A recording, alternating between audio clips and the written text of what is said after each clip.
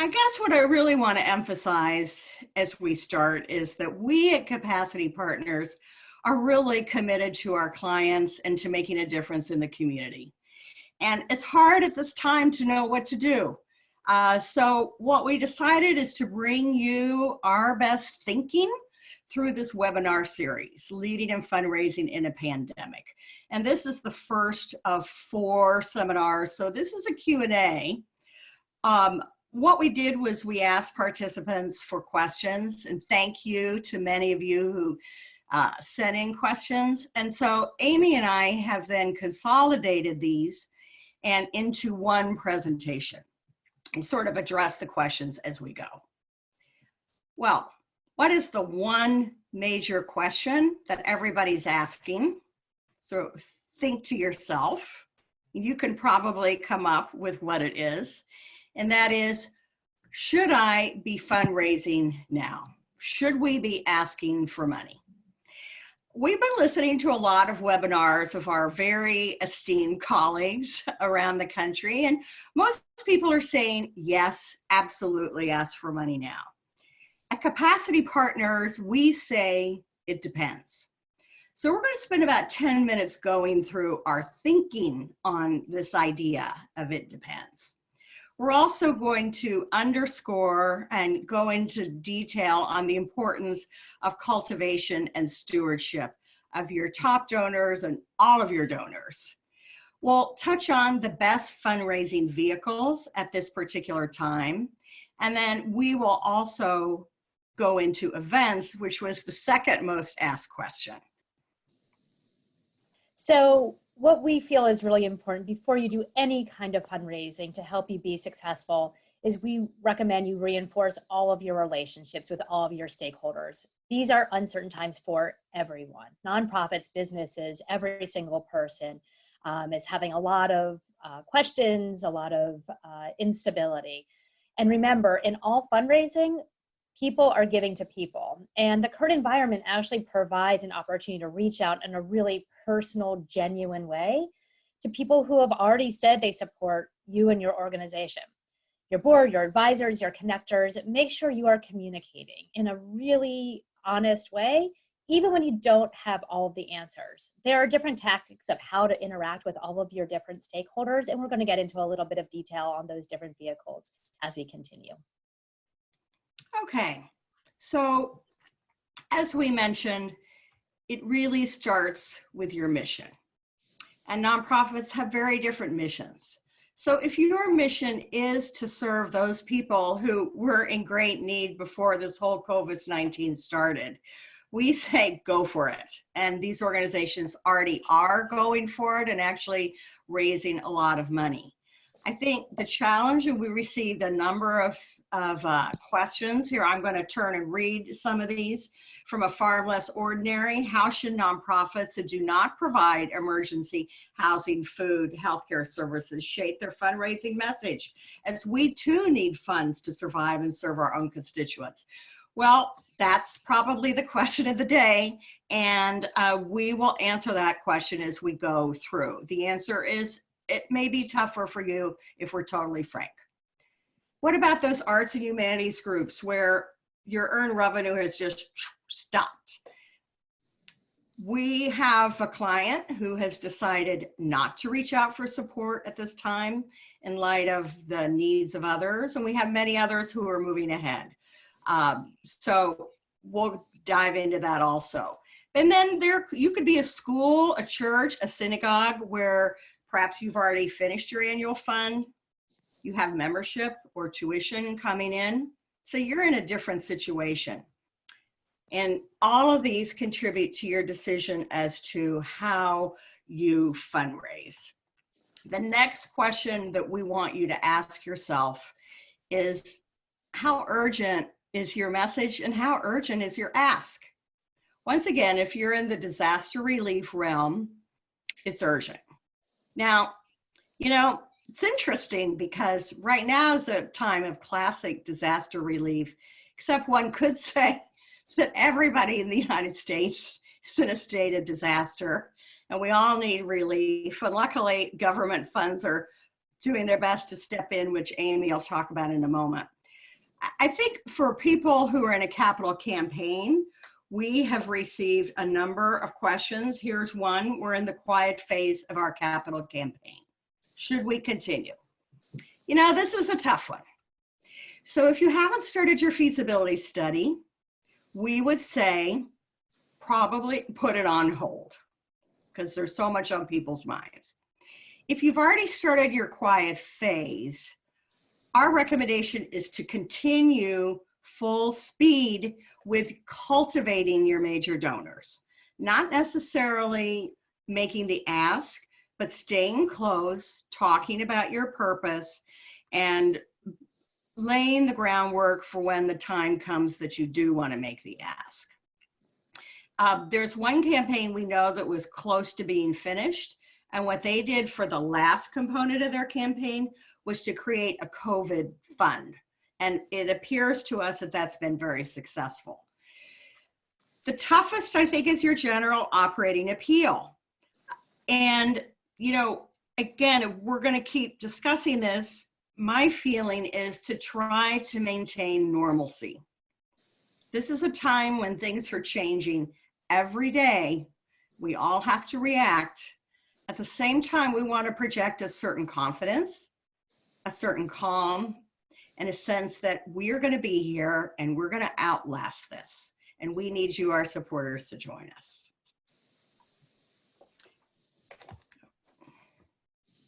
Amy. To follow on what Mary has said, it depends. So much depends on who are you asking. So the Women First Fund, an international organization based in New York, asked about timing. Also, when is the right time to make an appeal during 2020? Again, it depends.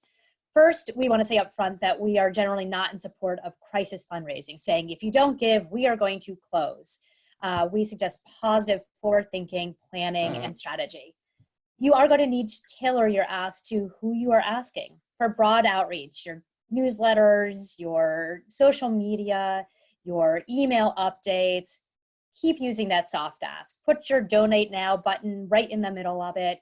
Continue to keep it on your website. It's what people are used to. And actually, honestly, if it's not there, people are wondering why you're not asking, because they are coming to you because they already know you and care about your mission. They are opting in to learn about what you are doing. Give them that option. And we've seen this at lots and lots of organizations continuing to do that soft ask as they do this communication with their constituents. Now, for your top major donors, have a very direct personal conversation with them. Listen to what they care about. By making a major gift to your organization, they already determined that you are a priority for them. You may very well have the opportunity to make a direct ask. As you talk to them, they may come back and say, what can we do for you right now? What can I do? And be sure to have that answer ready. Be sure to know what it is. It's okay to say, we don't know where things are developing, but have something concrete that major donor can do. It's okay if that answer is make a financial gift. It's what we need right now. We need that base so that you can invest in our future. Businesses are a little bit different. We're going to talk a little bit more about our corporate relationships as we get into events, but also contact every single one of your corporate donors. Check in how they're thinking about their giving. They have to have everything planned out as well. Some parts of industry are actually going to thrive in this economy that we're currently experiencing. I think Zoom is one of those that we're all watching go up and down in the news. And some are going to suffer. But motivation for businesses are going to be the same. What is the network? What is the brand enhancement? How are they connected to the community? And how can they engage their employees? Think about what access and benefits you might offer to businesses right now. And foundations, be in touch. They are all setting up special funds. And actually, because many foundations work on a 3-year average for their giving, they have, in the booming economy that we had, they actually have funds on hand. We do need to look at the next couple years as those foundation endowments tend to change, but be in touch with them. And you have an opportunity to help provide input into your current donors and other foundations, what grantees like you need right now. So as you focus on the major donors, it is important to focus on that cultivation and stewardship. And Mary, thank you. Do your tried and true. Your major donors are your tried and true, but also try something a little new. Mary and I have never done a webinar before. We practiced, we tried, we're gonna make some mistakes. And again, those donors are the same for you. Get in touch with them, phone them, email, text them. We do think it's okay to use the mail. Current CDC is not limiting mail usage. Send a handwritten note. Just tell people that you are right, that you are thinking of them and that you want to hear about them. Listen to what they're saying. Share the state of the organization honestly. Don't be negative, but be honest. And that's often a fine line in times of disaster. But talk about the challenges that you are facing that they can help. It can either be a donation or advice, but give them something that they can connect to that is a challenge for you.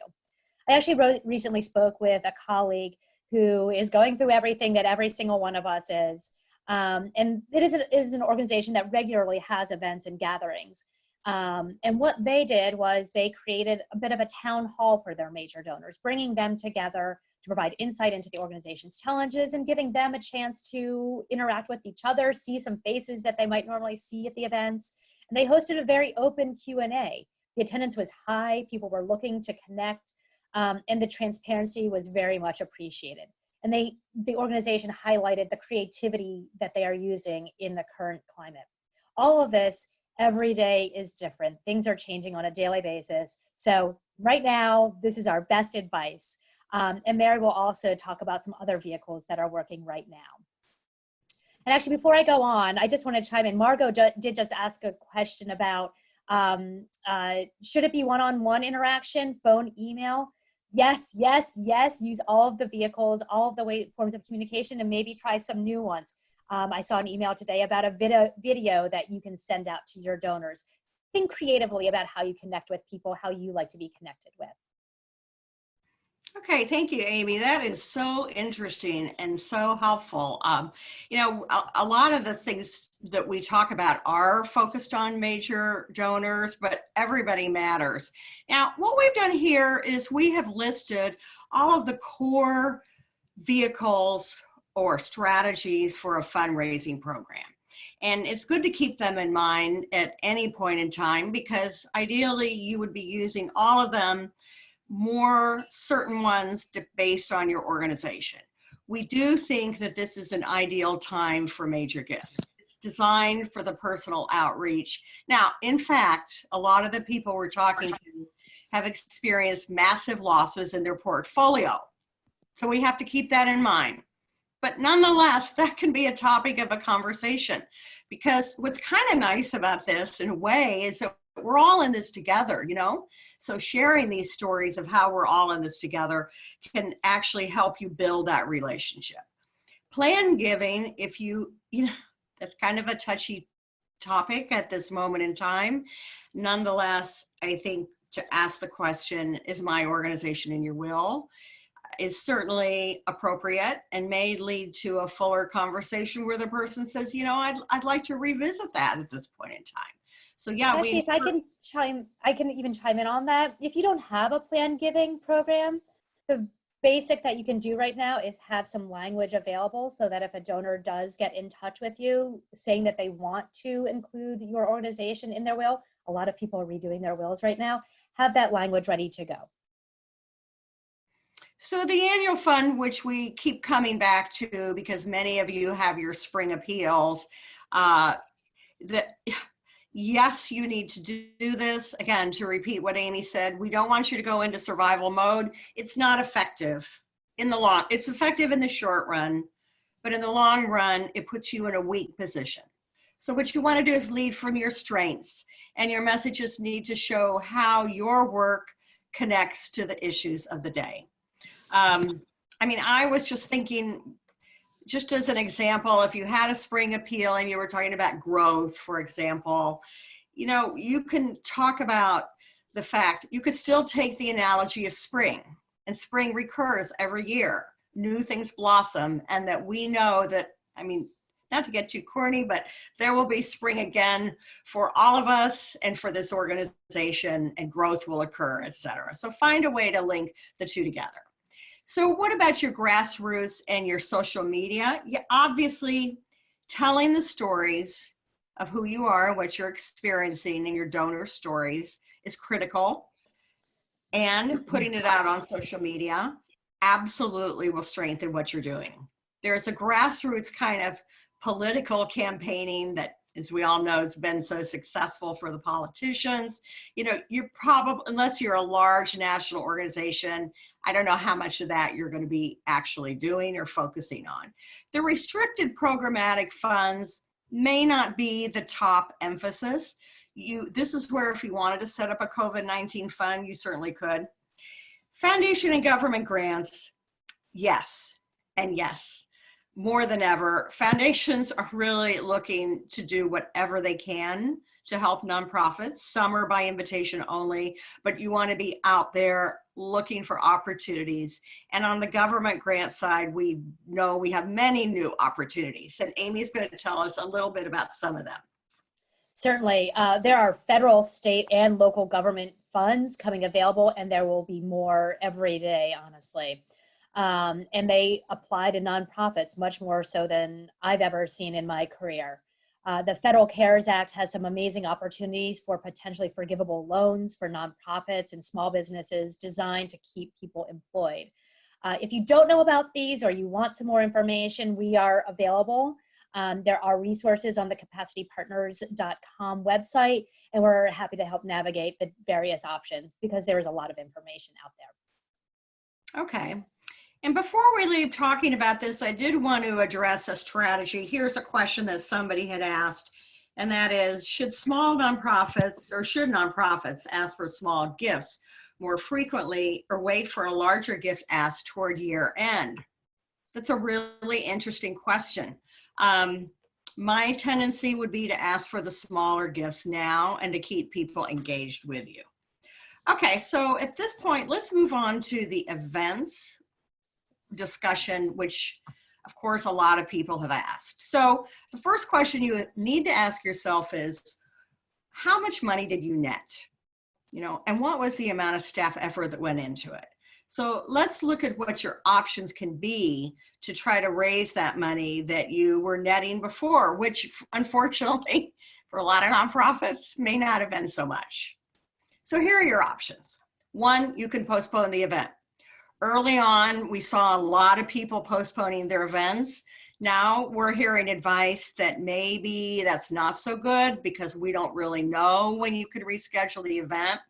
You know, I don't think there's a right answer. The pro to holding your event now virtually is you're keeping people in that same pattern of normalcy when they're thinking about you, which I encourage you to maintain.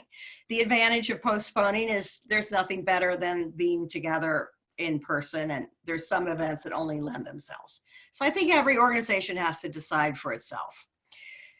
You can ask for donations, then you can just hold a straight online campaign fundraiser if you want.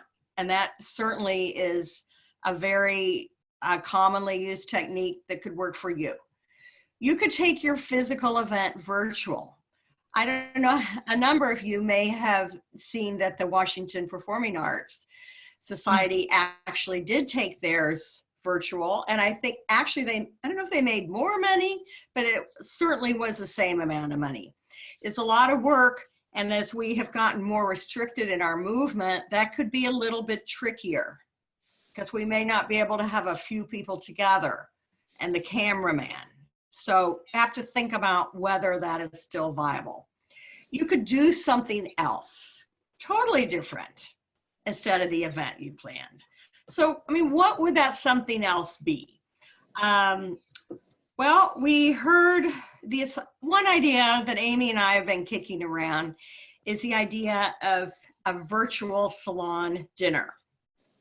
So this would be where you might charge, depending upon your organization, $100 a plate, $1,000 a plate, maybe $50. And everybody would come together on Zoom and have the dinner. Now, if you really wanted to kick it up a level, you could actually hire a caterer left, and a caterer, one of your favorite caterers who would cater the food, or you could send out a recipe. And this is an idea you could use. There's also the online auction, which, you know, if you're getting ready for an auction anyway, putting it online is easy. And one of our team came up with the idea of a virtual movie watching together.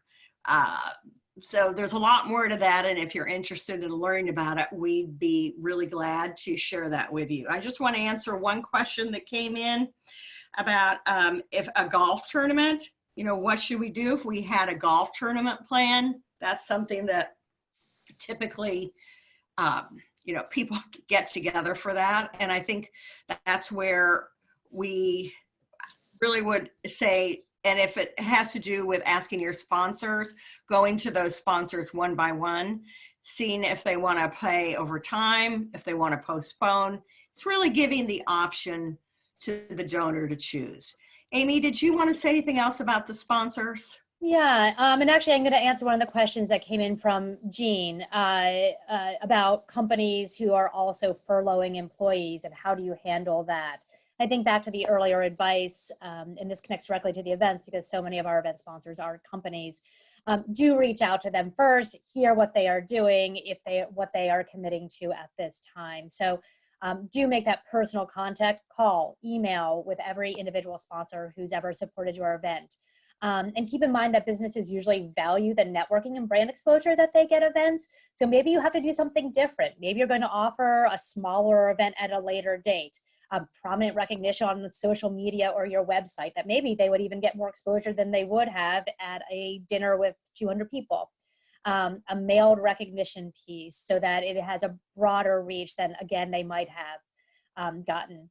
And what is it they need in order to sponsor that event? And do start with your key sponsors. If they're supportive, ask them if they would consider committing now. And if they do come on board, you can use that as something that you can tell others as you do your outreach, that you do have X, Y, and Z sponsors already on board.